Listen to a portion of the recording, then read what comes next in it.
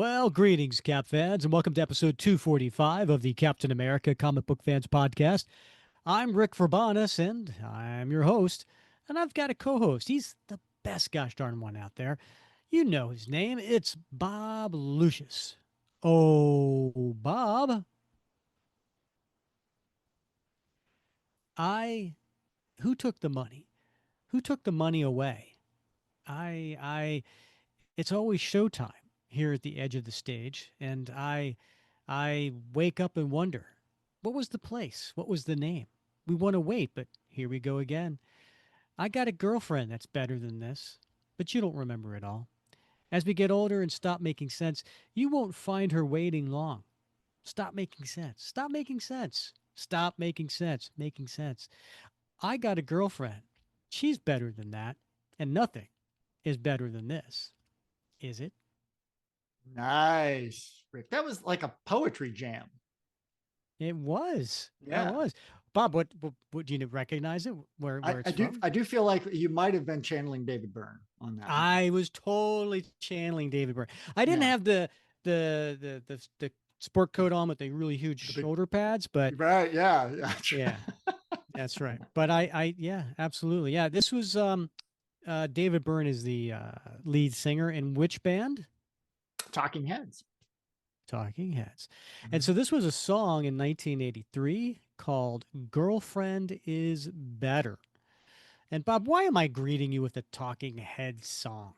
Well, Rick, I know this because I've prepared.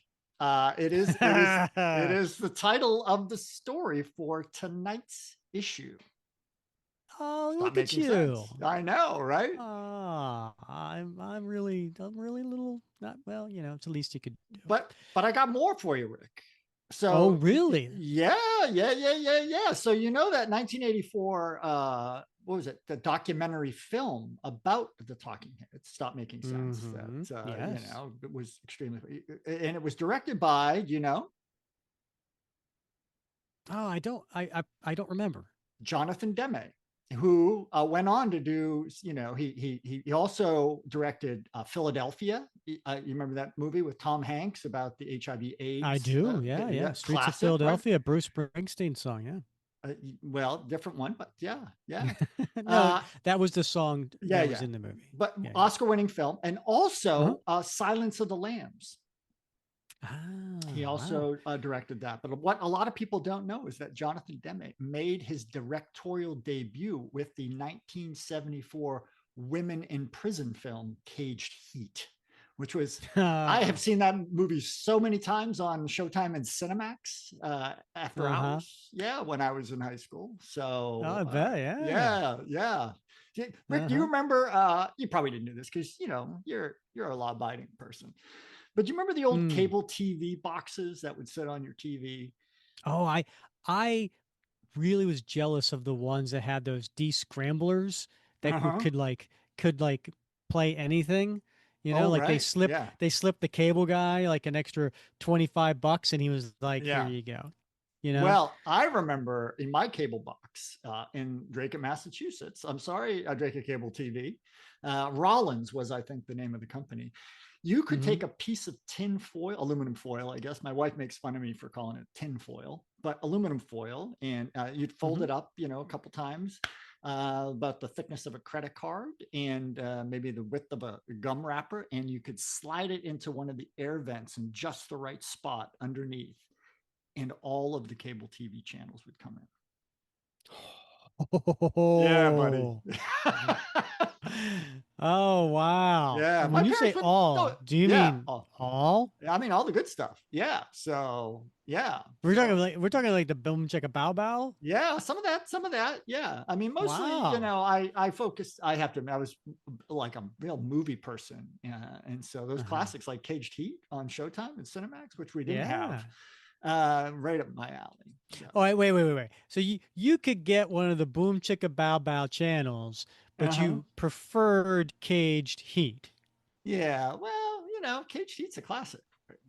All right. You know what this reminds me of? It was an episode of Happy Days. and Yeah. and Ron Howard, and he's there. Richie Cunningham's there with Ralph Malph and Potsy, Yeah. right? And the three of them, they find a nudie magazine, right? And they go Yeah. up into Richie's room, and they're all standing around looking at the nudie magazine, and and and Potsy, he was the little kind of dense one, right? Yep. Kind of, Yep. right? He looks at it, and he goes, "Oh," and he's looking at. We can't see obviously, but he's looking at pictures of naked women, Yep. and he has this big look on his smile on his face. He goes, "Man, they would look awesome in tight sweaters." And Ralph just looks at him like, "Are you an idiot?" Bob, that's your caged heat right now. You just Yeah, like, "I would you're love to right. see this in tight sweaters." Donnie Most was a guy that played Ralph Mouth, right? So Donnie, for yes. Yeah. Don Most. I thought his name was Arnold Most because for years I have been doing my membership renewals for the nonprofit that I run. And Uh-huh. once a year, the name Arnold Most comes up. And I'm always like, I wonder, could it be Ralph Mouth retired to Southwest Florida and he's one of my members? Don't they all retire to They, Southwest they, Florida? I they mean, all do. Yeah. yeah. Yeah. Uh, Uh, Bob, so we are covering today a Captain America comic book we have uh, from 1984, mm, as you pointed out. yep. And it is Captain America 307. And we picked this one because it's a pretty special issue, believe it or not. And if you're listening, listeners, on the day this comes out, which is Wednesday, June 18th, uh, that would have been a birthday for Mark Gruenwald. So he was born on June 18th, 1953. Unfortunately, he passed away at a very early age, in his 40s, in August of 1996. But this was after he had written a decade worth of Captain America stories. Now, prior to that, he was an editor on Captain America for like 3 years, and he was the editor for J.M. DeMatteis. And uh, but his mostly known for Cap fans as a writer, and in one of our March Cap Madness brackets where we had favorite Cap writers, Mark Gruenwald won. He won as favorite Cap writer, and so he is beloved with many Cap fans out there. And this particular issue, Captain America 307, is the very first Captain America story that Mark Gruenwald wrote. And, and it's a rip roaring one too, Rick, I might add. So he got off to a great start. Can you imagine having 10 years worth of creativity in you? My gosh. Well, Bob, I mean, what are we? We're going on close to year five Well, for this good point. podcast. That who would have thought that? Yeah, that's true, but we are standing on the shoulders of giants like Gru. That is absolutely true. And Yeah. because of writers like Gru, we can talk about Cap Comics. So that is that is what we're covering today and why we're covering it. So, it's interesting, Bob. You live in Southwest Florida, as you mentioned. I live in Central New Jersey, and here it is, June 18th, and it's weird, Bob. I go down into my we'll call it a studio. Sure, why not? Why It's a not? studio, Yeah. right? Yeah. Yeah, to record, and we do this Tuesday nights, typically at 8 o'clock Eastern, and it's still light out. It was really weird for me to be like recording with you, and it was Yeah. light out. I felt like Yeah. I had more time to get stuff done before I settled down for the night. Um, but Bob, summer solstice is this Summer Friday, solstice. Time June to, 20th. yeah, time Yeah, to get and out your do you know white what? robes, Well, you know what dance. happens after summer solstice, right? I'm afraid to ask. It all goes backwards, Bob. The days start It'll, getting shorter. oh, does it? Okay. All right. Yeah, Yeah. yeah. Yeah. So all I gotta say is They've been picking up speed anyway. enjoy. enjoy this light at this time of day for the next couple of days, Bob. Yeah, next couple Right? Because days. it's all downhill after that. Well, as you know, in Southwest Florida, Rick, oh, well, in Florida in general, June 1st was the kickoff of hurricane season. So, Mm. so Hmm. I actually was out at the grocery store today picking up my hurricane supplies. So, yeah, Oh always yeah. better to be prepared. What does one pick up for hurricane supplies? Well, for me, I don't do the whole bottled water thing because I have some big old 5-gallon jerry cans that I fill up, Mm-hmm. and but and I do have a couple generators, so I can plug stuff into that. But I wanted to make sure I got my propane. I like to have instant coffee on hand, so I don't have to plug the coffee maker into the generator if I Mm-hmm. don't have Mm-hmm. to. So I've got one of those camp stoves and a little propane tank attached to it, so I can do a little cooking out on the lanai and make my Mm-hmm. coffee and just some dry goods, stuff like that, pasta and canned goods, stuff like that, just to have it Mm. on hand. Make sure I got plenty of cat food because cat food's usually the issue. Yeah. Otherwise, you become cat food. Yeah, otherwise, yeah, they start to look at us kind of weird, and yeah, I don't Yeah. need that. I don't need that extra stress. So Yeah. yeah, I hear you. You know what? Our priorities are quite different, Bob. yeah, Uh, I, I, I don't think I would have had half of the things that you. I've been like, all right, let's see. All right, I would have gone with the propane. yep, Yes. Right. Yeah. Right. yep, Whatever. sure, For the yeah, generator. That's really really important. Maybe some. I always have a lot of batteries. Because I go to mm, Costco. Right. You buy all these right, batteries. yeah. Um, and then I would be like, okay, how are we doing on vodka? Yeah, right. Yeah. That that's that's And worth then having. I think my list is done.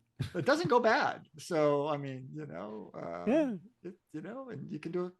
You can drink it. You can disinfect your hands with it. Clean a Yeah. wound, right? Yeah. It's true. Light it It's on fire. medicinal. Right. It's Uh-huh. got all kinds of useful properties. So definitely worth having. Yeah. I know. There's a But, reason yeah. we get along. Yeah.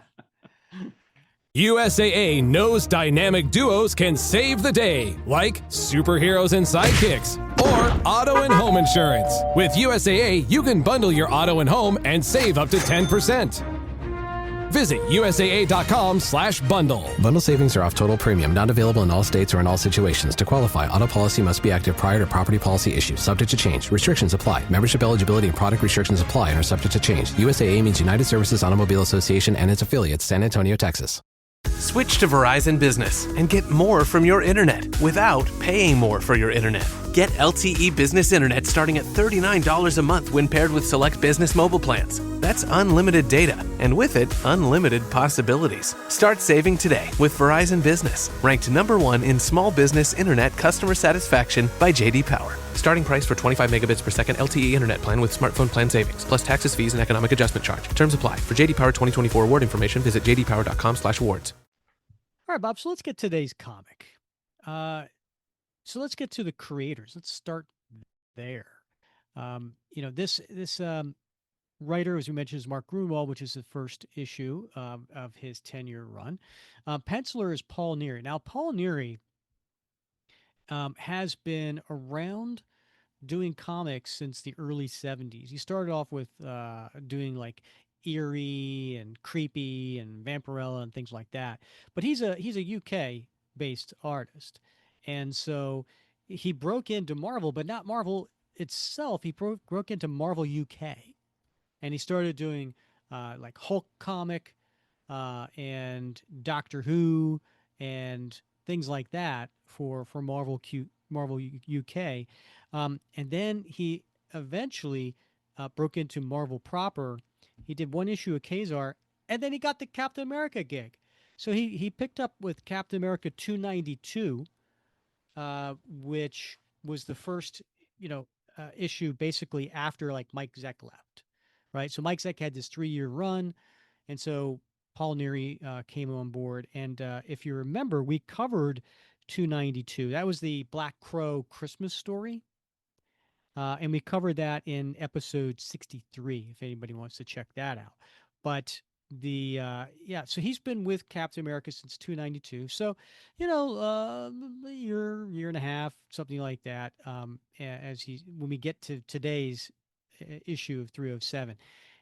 Now, the one thing that when we had John Beatty on the show back in episode 43, which is, an interview of y'all haven't listened to that one yet, make sure you check out episode 43 for John Beatty.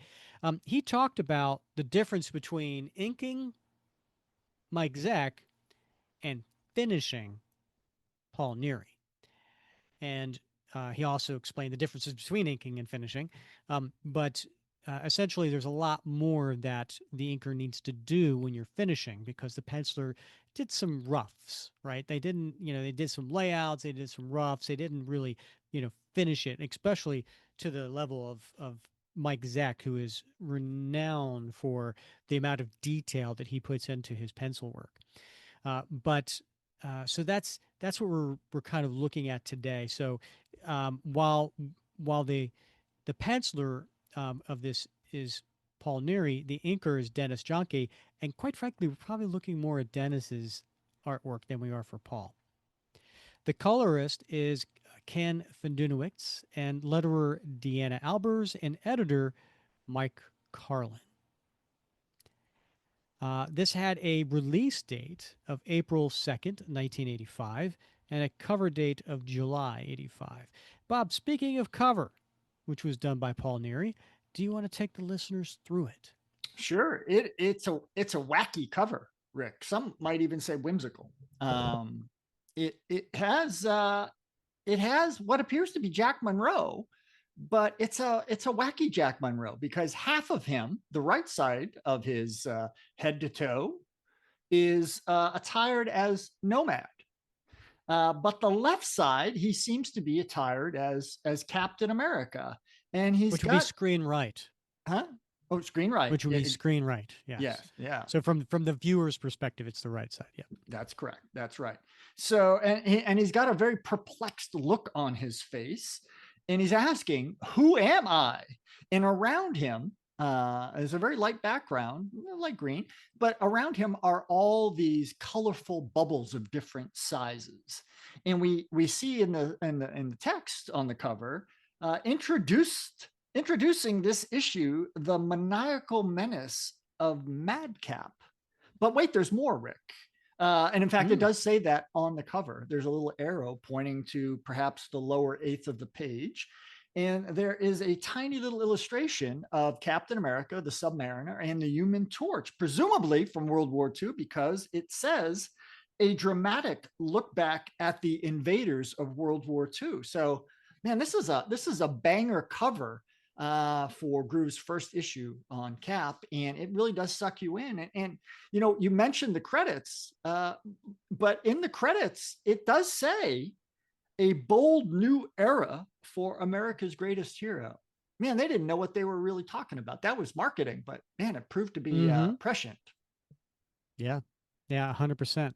It's like it's like Avengers 4 when Stan Lee and Jack Kirby brought Captain America back. They put on their, on the opening splash page, readers, make sure you save this copy because it's going to be hot collector's item or whatever they said, Yeah, right. Yeah. This didn't quite make it to the Avengers 4 level, but it is a significant one. Sure, yeah. But it's funny you should say that, though, Bob, because looking this up, going to Comic Book Realm's website and just looking at prices, prior to this issue, so 300 through 306, they have it listed as in near mint condition, $8. Now, you could probably get it cheaper than $8 for each one of those issues, but that's what the guide is going by. Take a guess for this issue, 307. I'm gonna tell you it's more than $8. What do you think? What do you think it's listed for in the guide? 12? 25. Wow. That's surprising. Yeah. Yeah. And I don't know if it's because it's the first appearance of Madcap or if it's because it's the first Mark Gruenwald. I would like to think it's the first Mark Gruenwald because I think there's more significance with that. I don't think Madcap as a character is very noteworthy or significant, but I Yeah. don't know. Huh. Interesting. Yeah. I would not Uh, have seen that coming.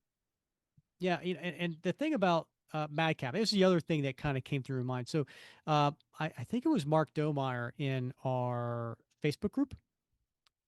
He had posted a picture from, he was reading Avengers 25, which came out in last month. And he put a panel page up there of inside, and they're the new Masters of Evil, and Madcap is one of the characters. So this is one of those one world under doom stories, as we Uh-huh. talked about with Thunderbolts, right? Yeah. And so there's a new Masters of Evil. So you've got Mad Thinker, Dread Knight, Mr. Hyde, and Madcap. So he has got a little recent play, I should Okay. say. That's All right. which is interesting because he hasn't had a ton of appearances since 1985.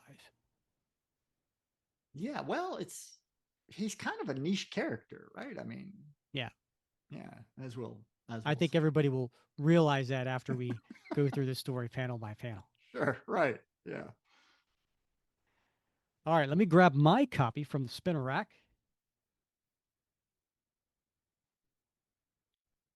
65 cents, Bob, gets you this comic back in 1985. Money well spent. What can you get for 65 cents nowadays?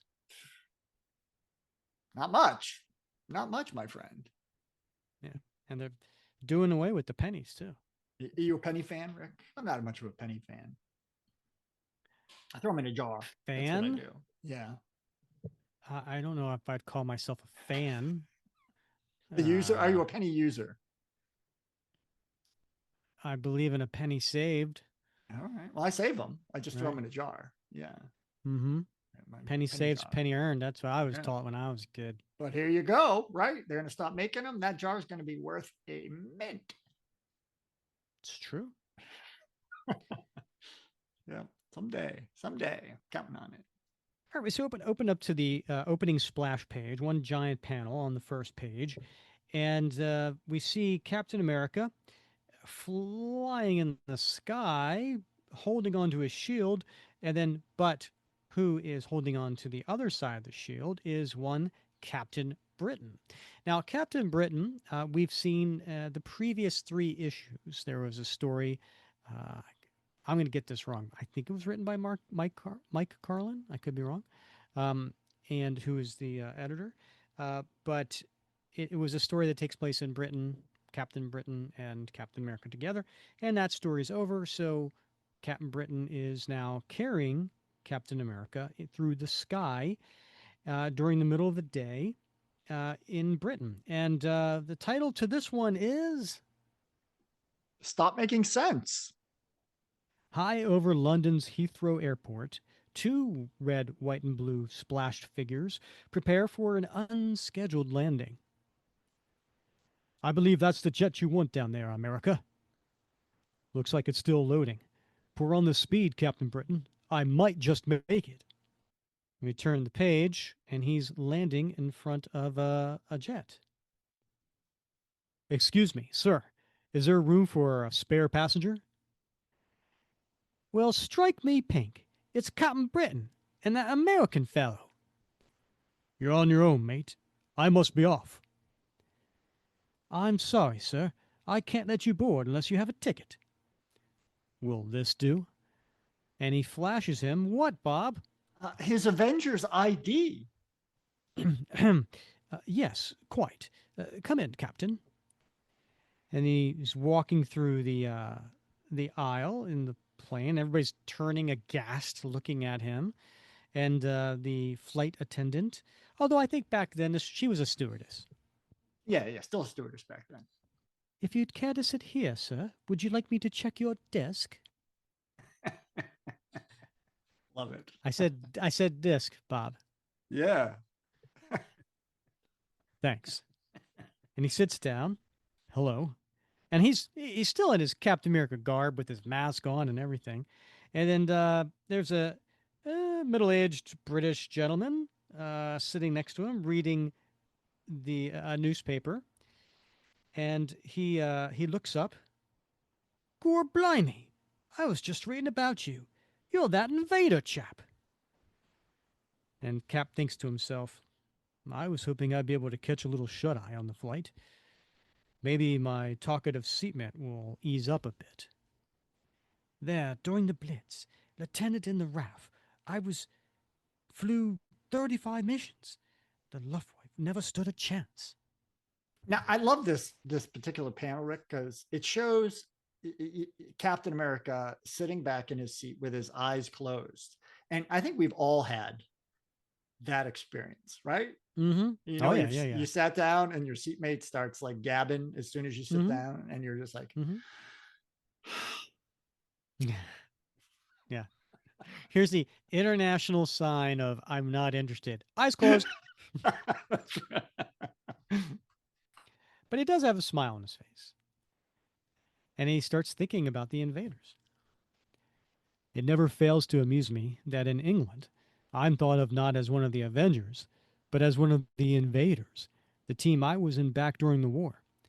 The original Human Torch and Toro, good old Bucky, Prince Namor, and me, we were the first costume champions to ever band together. To my knowledge, anyway. It seems like only yesterday sometimes. Not surprisingly, since I spent most of the time between then and now in deep freeze. And as the captain's reveries are overtaken by sleep 3,000 miles ahead in the Brooklyn Heights apartment of Steve Rogers, another man's sleep is about to be cut short. Bob, what's going on here in this scene? Well, we see. I love this though, Rick, because we see the roof of Steve's apartment building, and it's got one of those amazing skylights that we often draw attention to. But then we cut to the interior of Steve's apartment, his living room, and we see Nomad in his uniform, laying on Steve's couch, snoozing away. Yeah, and Nomad is the previous Bucky Barnes or the previous Bucky, I should say, from the 1950s. This is Jack Monroe. And he's been Nomad for a little bit of time now.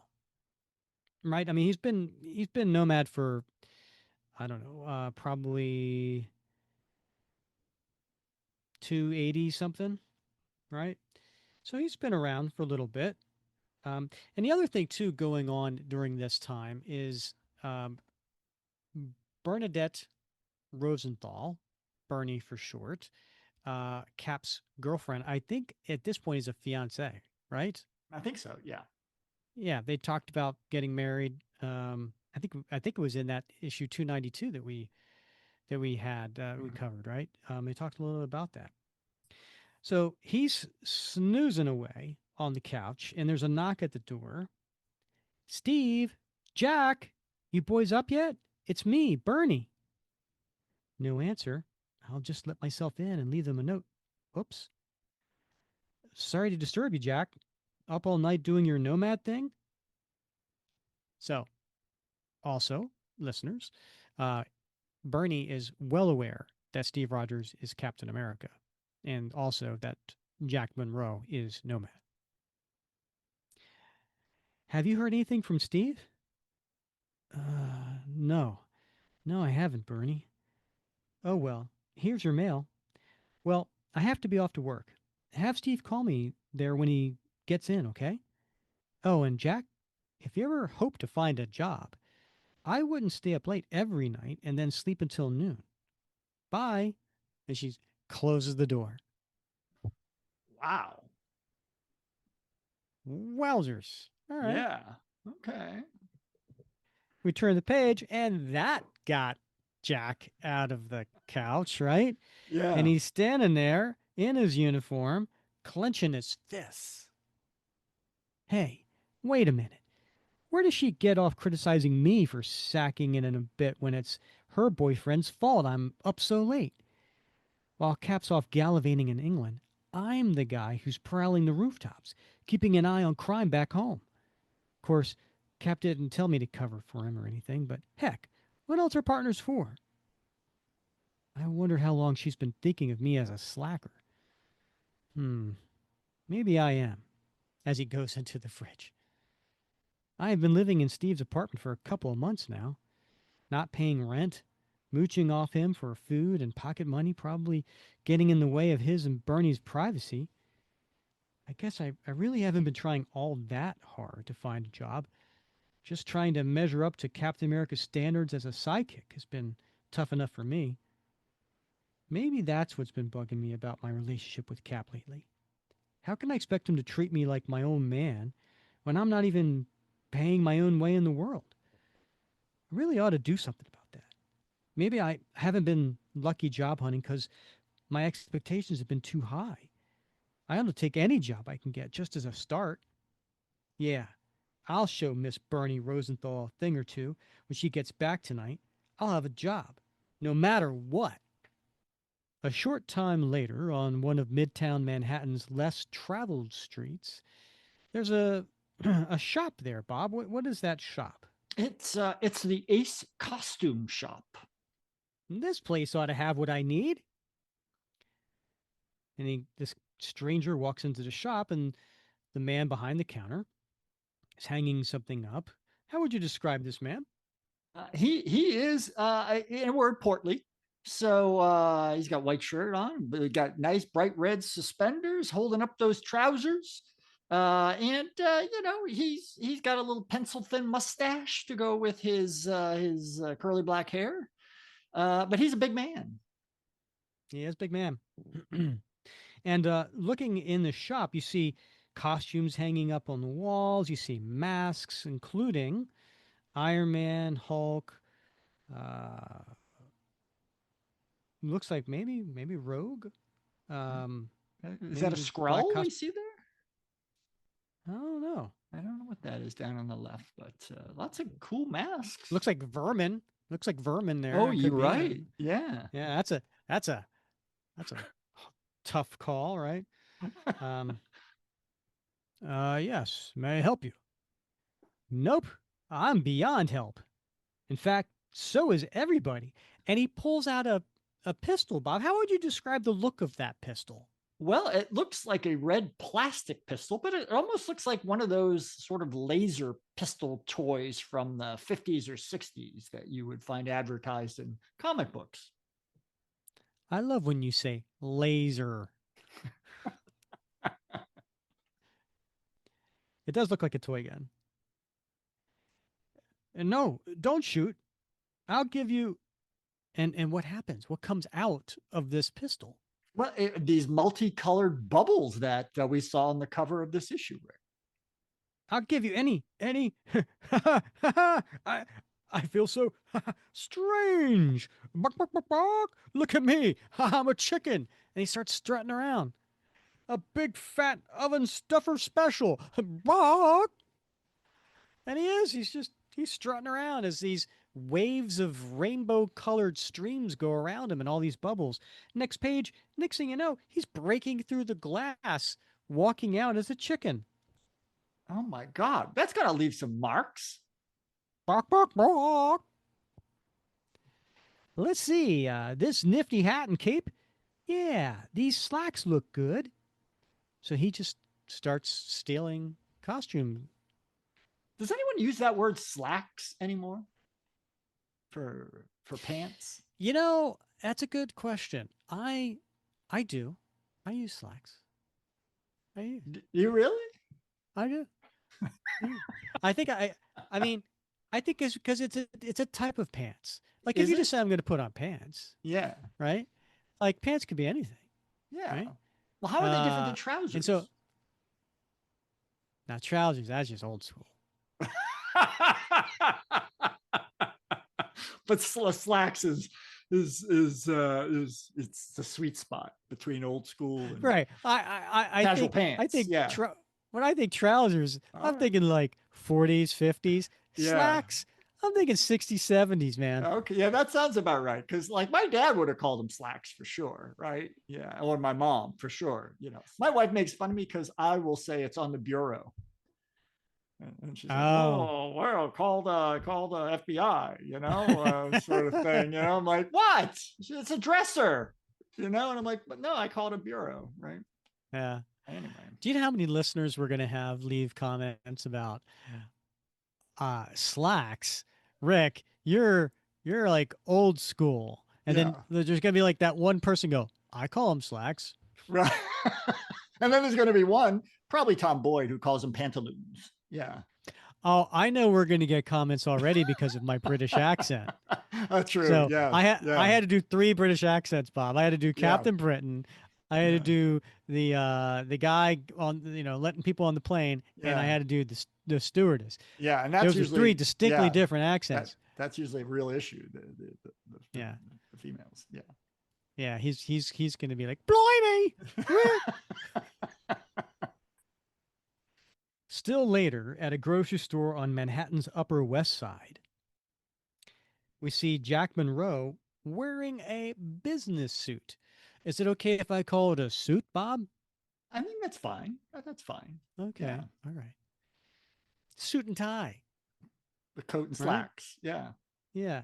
Right. And he's got his hair all brushed back. He still has the Nomad cape on, which I think is an odd touch. Keeps them warm. All right, he doesn't have the cape. Um, but he's in the grocery store and he's talking to the manager. How would you describe the manager? Well, he's a middle-aged guy, blonde hair, glasses, looks like bifocals maybe, right? Because he's kind of Mm-hmm. looking over them. Yeah, Mm-hmm. reading glasses, brown suit. It's a Mm-hmm. respectable middle management sort of guy. Anyway, sir, I saw your bag boy wanted sign in the window and thought I'd apply. I see. Well, young man, come to the back and let's talk. After Jack completes the job application, let's see. Jack Monroe, age 23, high school graduate. For one of your references, you put Nicholas Fury of Shield. That's that intelligence agency, isn't it? Yes, I did some clerical work for them for a while. Very impressive, son. Why would you leave that to be a bag boy? I didn't like the work all that much, sir. You must realize you're a bit overqualified for this position. You're certain you want this job enough to stay with it a while? Yes, sir. I really want it. All right then, Jack. You can have the job on a trial basis. Thank you, sir. I won't let you down. Well, get out there, son. And they shake hands. Next panel, Jack's there. He's no longer wearing the suit, but he is wearing the dress shirt still and trousers. Yeah. And would you call that a schmuck? I would call it an apron. See, again, is it an apron or a schmuck? Well, A smock. first of all, I've never called it a schmuck. Yeah, I I've called love something a saying that. schmuck. It's a fun word. I guess it's Smock. a smock, but I like saying Yeah. schmuck. So to me, a smock. Now I go back to when I was like, I don't know, first, second, third grade, and it was art class, and you're like, get your smocks, and all a Yeah. smock was an oversized T-shirt you just put over your clothes. Huh. It wasn't an apron. Well, I don't know. All right. Well, I'm sure we're going to hear about this one as well. Maybe these are regional Yeah. differences, right? As much as I think it could be. interesting. So he's there bagging away. And I just want to point out paper bags, Bob. Paper bags. Indeed. This You're was right. this was before plastic became a thing, I think, as far as bags are concerned. Yeah. Well, it's not much, but doggone it, I've got a job. Wait till I tell Bernie. At that moment, in a different type of store in the heart of Greenwood. At that moment, in a different type of store in the heart of Greenwich Village. I don't know, Bernie. This looks really bad. The landlord is asking for a 300% increase for this storefront space. With our lease up and all, I don't see how we can fight it. But Annie, we can barely make ends meet with the rent as it is. What can I tell you, kiddo? Hand-blown glass just isn't as trendy as it was in the 60s. What if we have to move out? What then? Find another place, I guess. To think I was giving Jack a hard time about jobs this morning. I may end up on the unemployment line myself soon. And for listeners who may not be aware, Bernie has her own glass blowing business in a shop. Next page. Meanwhile, uptown pandemonium reigns. What are we looking at here, Bob? Well, it looks like we have in Indonesian, they would call this a kacau balau. It is a traffic jam of immense proportions where cars are just going every which way on this downtown Manhattan street. And people are out of their cars. They're standing on the roofs. They're in fist fights with people. There's people doing somersaults and handstands, and high above them, hanging from a streetlight, is this costume character. And he's got that very same plastic looking ray gun shooting these magical bubbles. Yeah, and there's a lot of honking going on. Hey, Bob, how about this? I'll do the voice of Madcap. You want to do the voices of the pedestrians? Sure. Yeah. Let me get that. Oh my God. Okay. And Bob's breaking out his Mark Gruenwald omnibus. Yeah, it's 8,000 pages. So, okay. All right. It's a beautiful day in the neighborhood. Won't you be, please, won't you be my neighbor? 1, 2, 3, dip. I'm on top of the world, Ma. Tad, you're it. Aye, he's got a gun.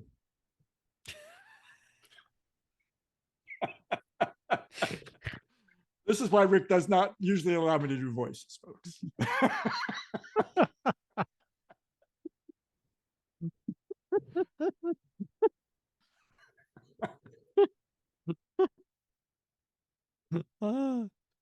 I do it every once in a while just so I sound better. Whenever I'm feeling bad about myself, Bob. Glad I could help out, buddy. Also, I think just holding the omnibus gave me a bit of a hernia. So that's why the voice was so high. That's it. Did you actually drop it halfway through?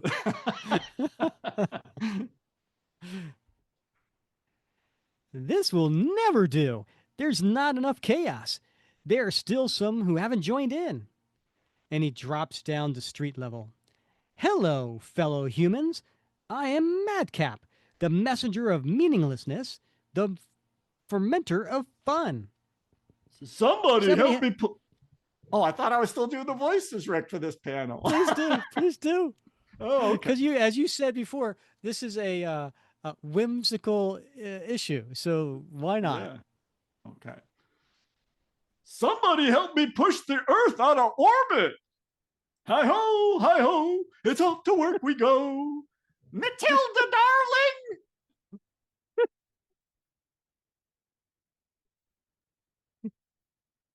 I think I just broke a sweat. That was awesome. And there's a police officer there. He's got his pistol drawn as he's running towards the danger. What in blazes is that clown doing to these people? Freeze, bozo! Police! Drop that gun, now! What? And spoil all the fun? He's aiming toward me. Stop or I'll shooby dooby doo doo doo da da! Blam! Oops! And he gets shot in the chest, Bob.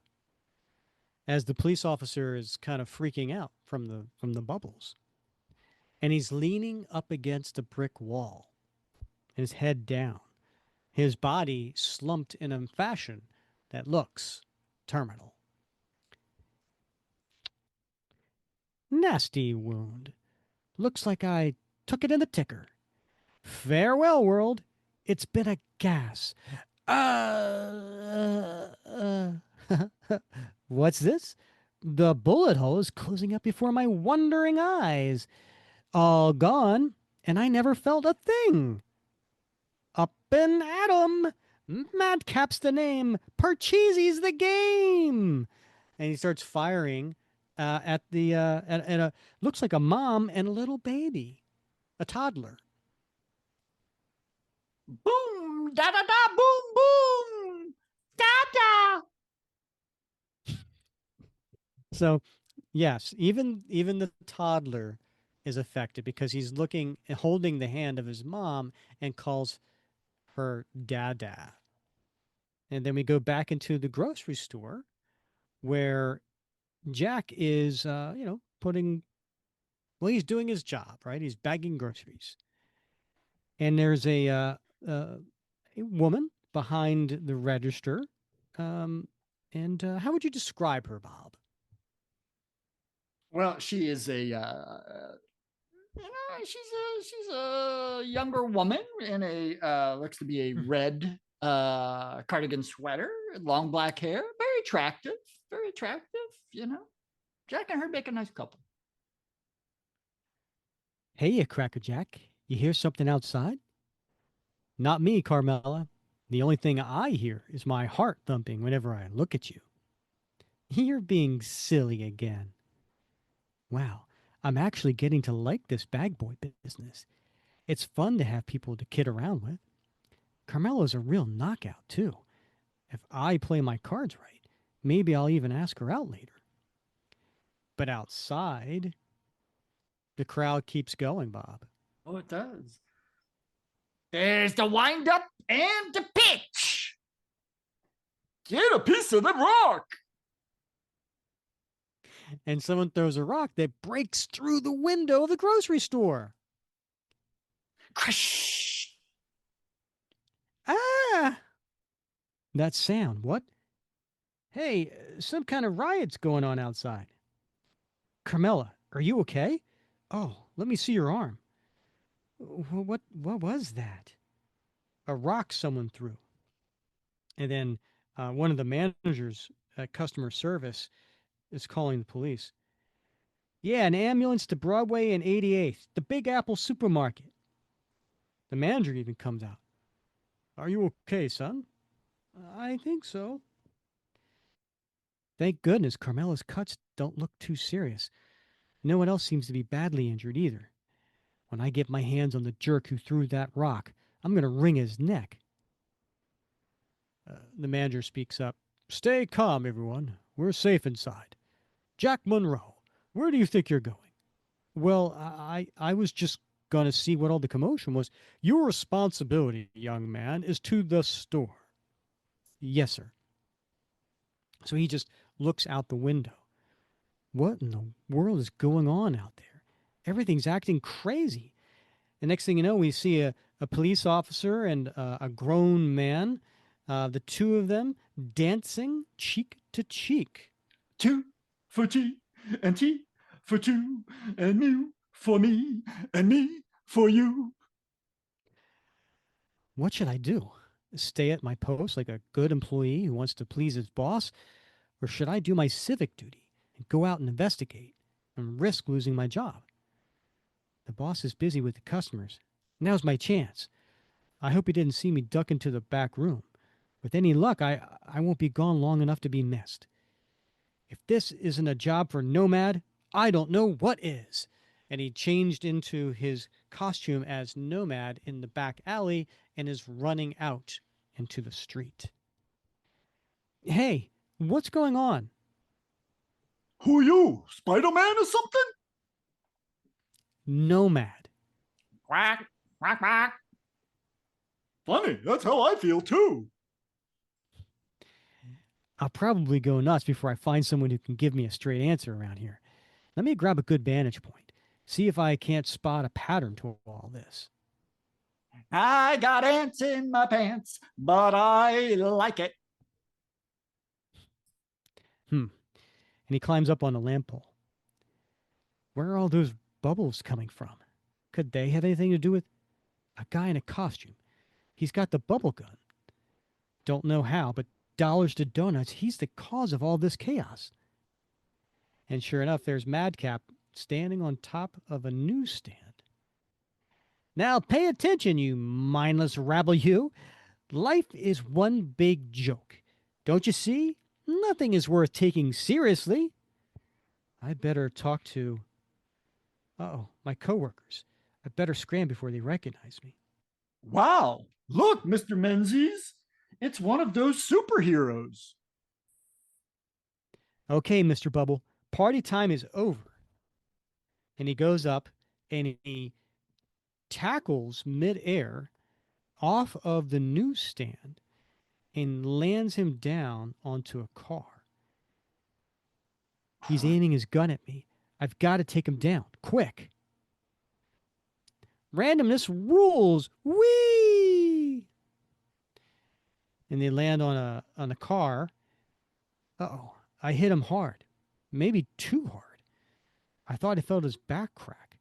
I better check over vital signs. If I hurt him. Hey, pal, are you?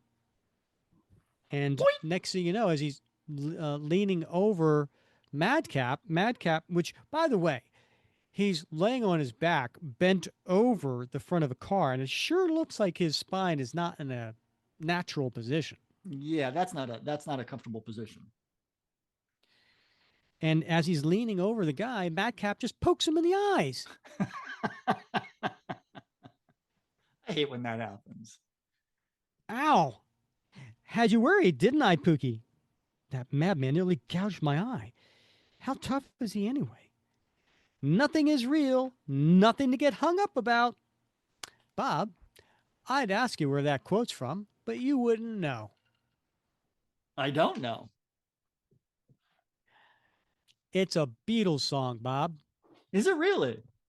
Strawberry fields forever. All right. Okay. All right. I've heard that once or twice. Yeah.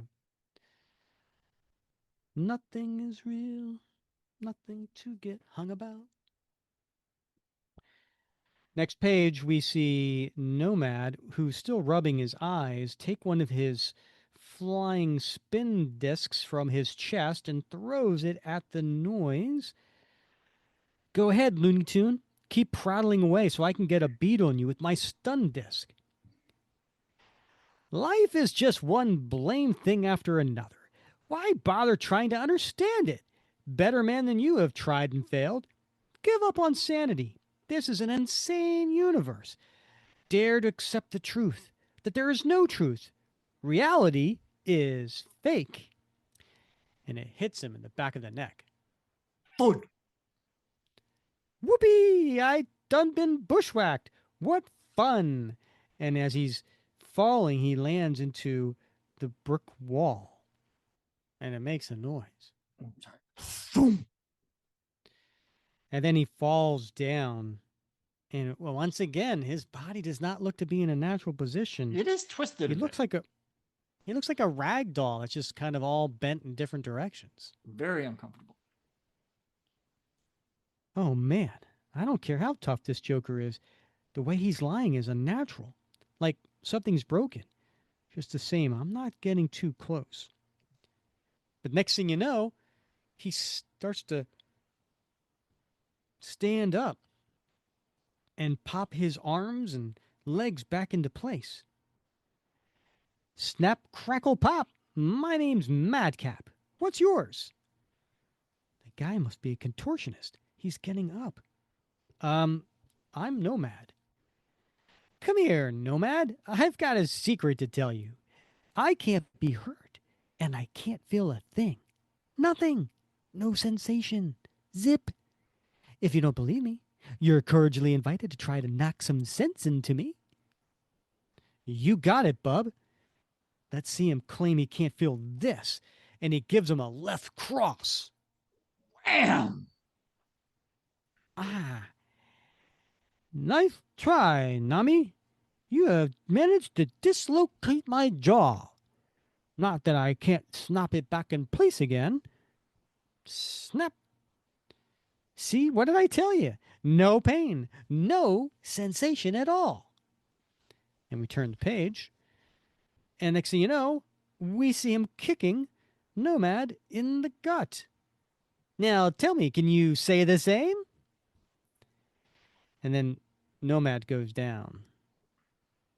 Now, where did my fun gun go? Here, fun gun, here. There you are, you pretty little thing, as he crawls underneath a vehicle on the street. And he aims it at Nomad. Wait, Madcap, before you shoot, tell me something. Why are you doing all this? You really want to know? All right, then. I'll tell you. There's no reason at all. That's life. Now, my friend, it's time for you to see the world the way it really is. No. And he sprinkles him with the rainbow colors and the bubbles, and he starts to get a look on his face. I must fight it. Not let these bubbles take over my Suddenly I feel so good, tingly, lightheaded, like I don't have a care in the world, like I don't care, I can do anything. Goodbye, Nomad. Don't forget to write. Tra-la, tra-la. And he skips away. Yahoo! Evildoers beware. The mighty Nat's coming through. And he starts doing acrobatics over vehicles on the street. Citizens, I'm New York's newest and bestest superhero. I'm Captain America's best buddy. I call myself Nomad. No as in no. Mad as in mad. And then he stops Bob and he looks at his reflection in a store window. And what does he see? Well, he sees what we see on the front cover, which is half his body is Nomad, and in half appears to be Captain America. My reflection in that window, that's not me. It's only part of me. And the other half is Cap. Is that what has happened? Have I been hanging around Cap so long that I'm losing my identity? That I'm merging with him? Who am I? I'm ridiculous. I've gone mad. Mad as a hatter. Mad as a capper. Cap as a matter. Does Cap matter? No, I'm mad. No, I'm Cap. And he starts hopping away on the vehicles. But from the alley, in the dark, we see the silhouette of a few different figures. And they have long hair, but we're just seeing the back of them. Hey, recognize that punk, Tanya? It's one of them do-gooder types gone crackers. He sure would be easy to crush right now. One less of their kind to worry about. No, Blanche. There's plenty of time for that later. We don't want to do anything to call attention to ourselves until after we've completed the task at hand. Come, before we are seen. Next page, Madcap is going around and he's hopping around throughout the streets. Hey, mister, don't be glum. Today's the last day of the first of your life. Happy motoring. Reality is a junk concept, a mass-produced, mass-marketed product that people use every day, then throw away. To heck with junk. To heck with reality. To heck with heck. And he kicks and knocks over a full garbage can. Say, kids, what time is it? Oh, and he looks at his watch. 3:58. As good a time as any. Enough work for one day. Bye now. May all your thoughts be random. And he hops down into the subway. And as Madcap seeks refuge below the streets, his most colorful victim does the opposite. And we see Nomad on top of a water tower on top of a building. From out of the past, where the time went by fast, comes the nutcase, known as Nomad. He's a foolish fellow, he has brains made of jello. The nutcase, known as Nomad. Nomad, he's half as good as Cap. Nomad, the world's biggest sap. And in the background, we see what he sees, right? Which is rainbows and... Is that a unicorn flying? I think that's a cotton candy cloud. Yeah, there's that. And there's like a some sort of castle, and the sun in the sky has a smile. And he looks down at his half a Captain America shield. Now, for my next number, I'd like to sing You Ain't Nothing But a Hey, what's the half shield's fading? My glove turning back to yellow. I've stopped hallucinating. Great. Looks like the rest of the neighborhood's come to its senses too. Cops all over the place, trying to clear the traffic. Wonder if they caught Madcap as he descends down onto the street. Excuse me, officer, the guy who started all this, do you have him in custody? No, I just got here. We heard he was wearing a funny costume. Like yours. Hold it, mister. I want to ask you a few questions. No thanks, officer. I couldn't help you anyway. I'm not the perpetrator. I'm Nomad, Captain America's partner. And before the policeman can act, the nimble Nomad disappears into the crowd, only to reappear as Jack Monroe.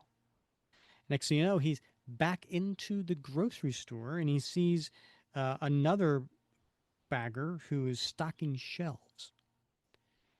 I wonder if my absence was noticed. I've been gone for almost 2 hours. Jackie, where was you, man? The boss is having a fit. Oh, thanks, Jim. Mr. Menzies, I'm sorry for... I'm not interested in your excuses, Monroe. You deliberately disobeyed my orders to mind the store and skipped out. Here is your $16 for your morning's work. Now, get out. You mean... And he leaves and he's passing the stalker, Jim. I got sacked, Jim. See you around, okay? You don't know where Carmela went, do you? They took her to Roosevelt Hospital, man. Hey, stay cool, Jackie. Yeah, cool. Soon, at Roosevelt Hospital, in the outpatients area, I may have loused up my job, but maybe I can still get something going with Carmela. And he comes across Carmela sitting on a chair, and she's got a bandaged up arm, and she's waiting in the hallway, I guess probably to see a doctor or something. And behind her is a man holding her shoulders. Crackerjack, what are you doing here? Just wanted to see if you were okay. And you came all this way? Oh, how sweet. Crackerjack, I want you to meet my boyfriend, Raoul. Raoul, this is a boy I work with. Buenos dias. I'm glad you weren't hurt too bad, Carmela. I've got to be running. Nice meeting you, Raoul. See you at the store, Crackerjack. And he goes off. That's always fun, right? Here's a boy I work with. I know, right? Yikes. Next page. Soon on the 4 train to Brooklyn. Bob, did I ever tell you how I live in New Jersey, but occasionally have to go into New York for work? Yeah. I'm not a city guy. I don't like the city. I really don't. I don't like any city. Yeah. And so, no offense to people who like cities. That's your thing, not my thing. So, did I ever tell you about how I hate going into the subway because I don't know where the heck I'm going? Did I ever tell you about that? No, you haven't. No? All right. Yeah. So here's what happens, right? So I go on NewJerseyTransit.com. I put in my final destination. I put my starting destination. It tells me, all right, take the Raritan Line train to Newark. All right. Take Newark to New York Penn. When you get on New York Penn, go to subway, I don't know, I'll just say 4, right? Yeah. And then you want to take that to this subway and then get out and walk 4 blocks, right? Okay. I mean, it's easily like an hour, 45-minute trek, right? Yeah, From sure. the time I leave my door to wherever I need to go. Yeah. And it's not cheap either. But here's the thing. It tells you this subway to that subway. But they don't tell you what direction. And so I get down there and I'm in the subway and I look and I'm like, here's subway 4. Oh, wait a minute. Subway 4 can go this way and subway 4 can go that way. Well, which way am I supposed to go? It doesn't tell you in They the don't have New Jersey signs that Transit. show all the stops. No, you get Yeah. on the train, and if you're lucky, Yeah. it's one of the newer ones that shows you all the stops. Yeah. But yeah, and Uh-huh. and I've been doing this for years, Bob, years, Yeah. and it's always the kindness of strangers. It's always like, I need to get to X. Can you tell me? And someone will be like, oh yeah, you want to get on this train? All right, thank you. And they're very Yeah. nice, Yeah. right?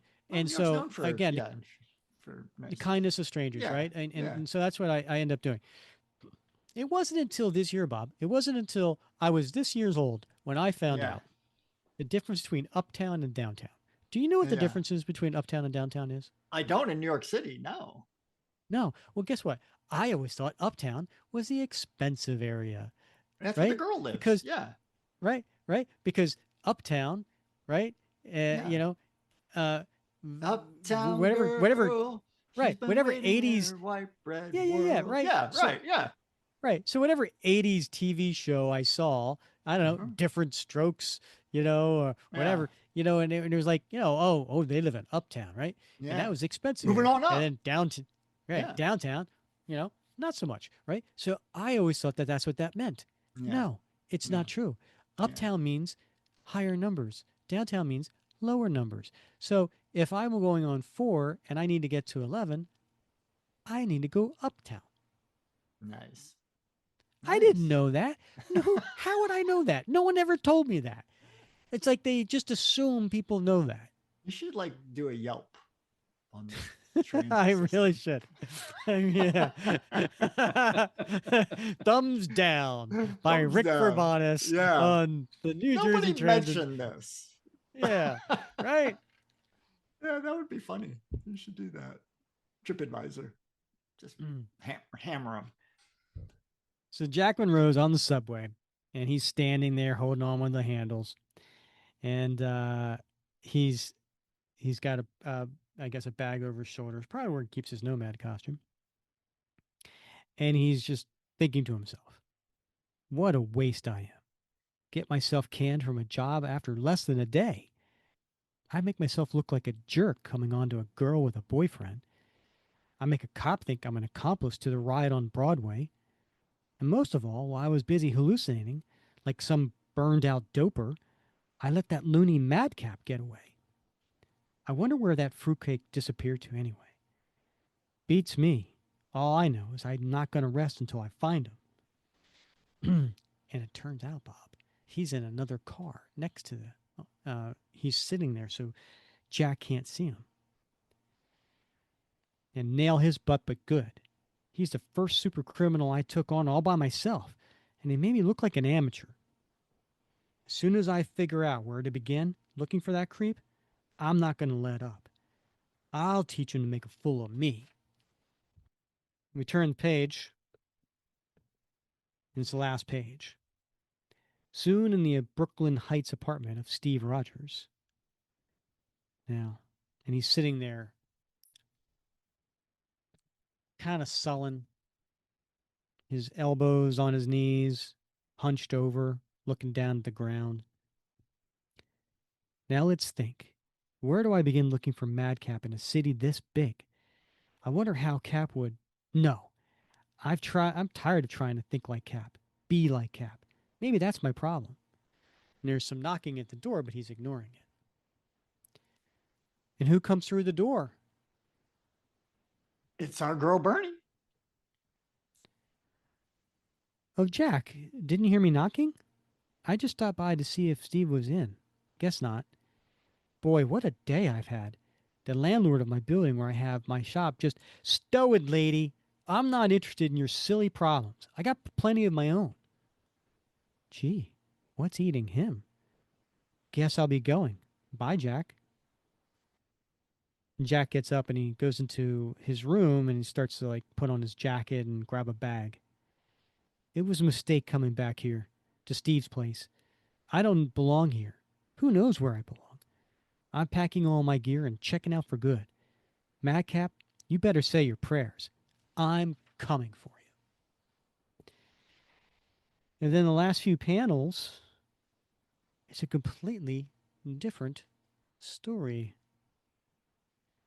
And as Jack Monroe leaves one apartment, a trio of sinister looking figures prepare to enter another.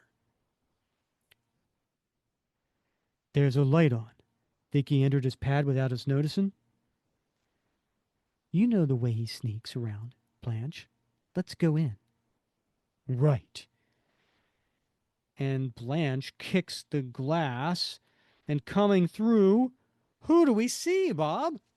It's Anaconda, Black Mamba, and Black Adder. And who are they? They are part of the whole serpent thing, squad, society, whatever they are. I hate those people. I know you do. um, and if people don't know who they are, it's for good reason, because this is only the fourth appearance for all three of these characters. They appeared, all three of them appeared in Marvel 2-in-1, 64 and 65, which came out in 1980, and then they waited 2 years to appear in Iron Man 160, and then 3 years go by, and then here they show up. So nobody should really know who these three characters are unless they read that Marvel 2-in-1 or Iron Man. I checked the bedroom. No sign of him. I don't think the slimeball's home, Tanya. We'll go to the fridge and get us a couple of beers. We'll just sit tight and wait for him. And when Sidewinder shows his mug, the Serpent Squad's gonna smash it. And that, we won't get into too much of that because that's a story for another day. Love it. All right, Bob. What'd you think of Captain America 307? Well, an interesting story. The whole Madcap guy is kind of an interesting villain, right? Is he really a villain? Yeah. Has he done any villainy things yet? I don't think so. Oh, I would say so. Yes. Really? Yeah, absolutely. No, I yeah. don't know. Listen, you're thinking like somebody who never owned a retail store and had stuff stolen and windows broken, That's fair. or That's fair. a police officer who has to deal with a whole mess of people rioting and things like that. Yeah, that's bad. That's bad news, man. I don't know. I mean, It's not Red Skull level. Yeah, I mean, we've had this discussion about bad guy versus villain, right? So so far he seems pretty, he stole some stuff and caused some havoc. But what's he up to? Right? Other than, anarchy, right? Yeah. Mm-hmm. Mm-hmm. Interesting character. So what'd you think of this being Mark Gruenwald's first Captain America story? It's not the first story he's ever written, but it's the first Captain America story he's ever written. And it's after 3 years of editing for J.M. DeMatteis and the rest of the team, including Mike Zeck. Yeah. And when we had J.M. DeMatteis on the show, when was that, Bob? Long time ago. My hair was less gray. Yeah. Yeah. I think I had hair back then. Right. It was episode 13. 13. Oh my goodness. Yes. 13. So when we had him on the show, he talked about Mark Gruenwald being an amazing editor. He said that he never said no. He offered great ideas. He, always pushed, to try, something a little different, or, and that, and he never wanted to take credit for any of his ideas. So he's a, generous editor. But after 3 years of this, and also he was on the Avengers book for many years as well. Yeah, and so he knew Captain America, and from that, he obviously has his own idea for stories, right? So at the end here, we see the Serpent Squad, and we know within that year, Serpent Squad becomes the Serpent Society, which is a whole thing. So he's been itching to do something with these characters, you can tell. But he introduces Madcap. Why? Well, I think it was to move the character of Jack Monroe along further. Yeah. Right? Like, it was the kick in the butt that Jack Monroe needed to try to become his own man. And right, instead of, he was, as he mentioned, he was so Mhm. focused on being the best sidekick or partner to Captain America and live up to Captain America's ideals that he wasn't trying to be his own man. Now, for those, maybe this is their first episode and they've never listened to this before, they've never read any of the comics. Jack Monroe was Bucky from the 1950s. He was in suspended animation after they kind of went crazy, and he came back as well as that version of Captain America, which was William Burnside, and um, essentially he went off on his own. And then one day he shows up on Steve Rogers' doorsteps, and Steve takes him in and makes him his partner. And he's still trying to find his way in the world. You may have noticed some of the words that he used seemed a little out of place, right? Because he was still talking kind of maybe in the 50s lingo. So he's a man out of place. And I feel like Mark Gruenwald wanted to create an adversary that would um, be new and interesting, but also an impetus to get Jack off the couch, so to speak. Yeah, I think that's a great read on this story, right? Because what we see Cap in like what two pages and some change out of like a Right. 21 page story, right? And then after that first couple pages, we don't see him again. It is a Jack story, so it makes perfect sense that this is a vehicle to sort of move Jack along uh, and maybe start putting the pieces in place for a longer narrative that is centered around Cap. Mm-hmm. All right, Bob. Getting into favorite panels, you go first. What's your favorite panel in this story? Well, Rick, yeah, obviously I'm working off the omnibus here, but like in the digital, it's around page 17. It's that bottom panel where we see Madcap skipping across the bottom of the page with Nomad, first struck by the bubbles and losing it and starting to lose himself in laughter. I love that panel of Madcap just sort of skipping tra la la exit Mm-hmm. stage Mm-hmm. right. So I think that's a great panel. Lot going on there. And as I said at the outset, I'm a sucker for a little whimsy. It's not a panel you would typically see in a Captain America comic. That is for sure. No, no. How about yourself? Next page, I'm going to go with page 17, panel 4. And that's the one where Nomad is pointing to his reflection in the storefront and seeing half of him and half of Captain America, who is pointing back at him. And so I thought that was just well constructed Mm-hmm. by Paul Neary as far as the layouts are concerned. And that one panel tells a lot, and it Mm. tells a lot of what's going on in Jack's head, and what is really the impetus behind everything that's going to eventually happen from this story and on for the character of Jack Monroe. So that's my favorite one. Nice, nicely done. And how about a T-shirt? What are you gonna put on a T-shirt? I'm going to go with page 11 and the last panel, and it's the one where Jack slips into his nomad costume in the Uh alley huh.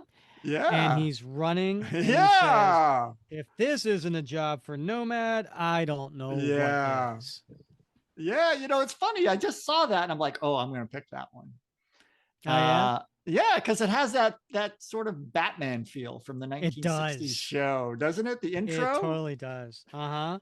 Yeah. So Yeah. exactly the way the cape is flying behind him. It, Mm-hmm. it has it has a real callback to that. So Yeah, it really does. I think it's a cool on t-shirt. What do you think?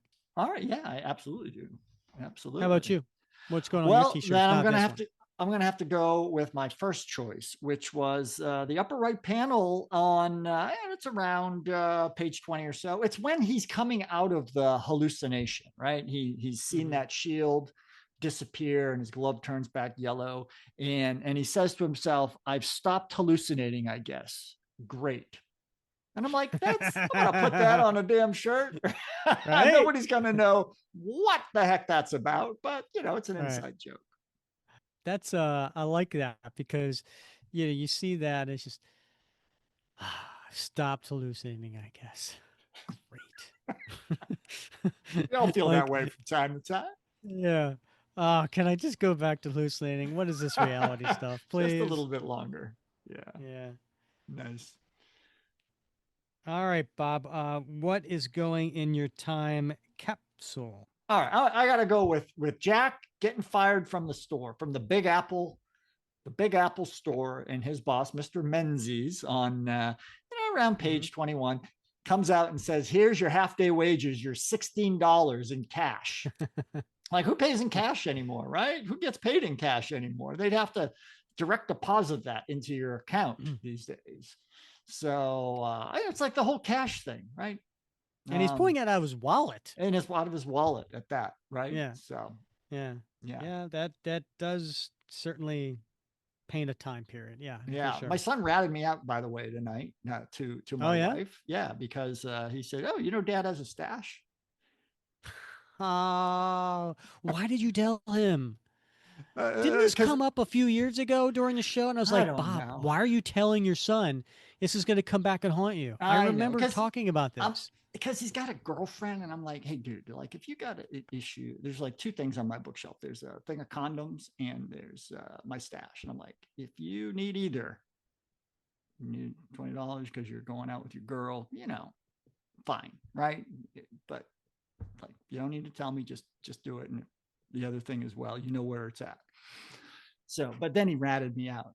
So he was deflecting attention. So off him. Hey, mom, guess what? Dad offered me condoms. Well, she knew about that. I know he was talking about the money and not the condoms, because that's the last thing he probably wants to talk about. Oh, it was. Yeah, it was when we had that conversation. Yeah, for sure. And you're like, listen, son, you may want to check the expiration date on these first. I never needed them, so I just had them. Yeah. Yeah. So, yeah. Anyway, well, what about you, Rick? What about you? How do we? Yeah, I know. Huh? How do we take a left turn from that conversation? It's a wide-ranging show. Yeah. All right, I'm going to go with page 9 first. Page 8 page 8, first panel. It's the first appearance of Madcap in uniform. Boom. Right? You know me. I like first appearances, things like that are important, and put that in a time capsule. And any self-respecting Cap fan would go, oh, well, yeah, that's mid 80s, of course. I thought for sure you were going to when you said that.